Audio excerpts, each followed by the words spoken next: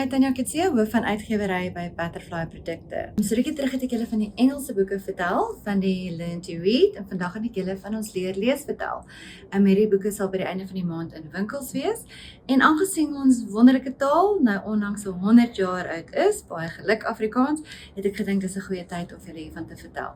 Ek gaan julle net weer vinnig herinner wat in hierdie boeke is, alhoewel ek hulle reeds in Engels kunnen gewys het.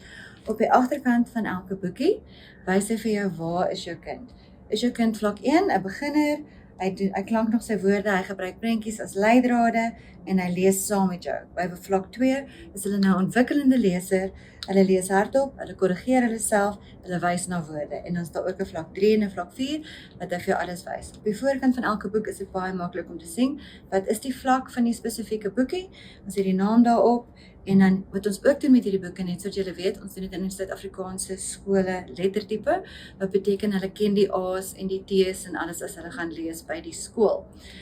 So hierdie boeke is regtig 'n goeie manier om jou kind te kry uit hierdie verskillende vlakke.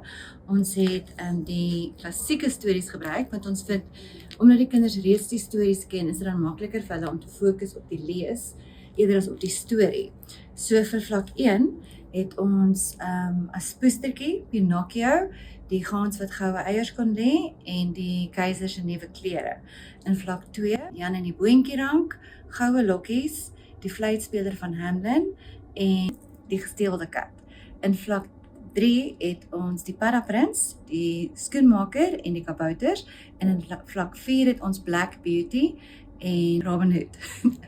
Okay, so jy sal sien soos met alle ander boekies, vlak 4 se binnekant is dan nou baie meer woorde, en aan die einde het ons vir elke boekie ook die woorde wat hulle binne-in gaan lees en leer ken. So asseblief kyk uit vir die boeke, R50 per boekie, jy kan regtig die hele vlak vir jou kind koop, en as dit dit gewerk het, kan jy die res gaan koop. Ons sien uit daarna om te hoor wat julle van hierdie boeke dink. Asseblief ondersteun ons Afrikaanse boeke, sodat ons meer vir julle kan maak, ek waardeer dit.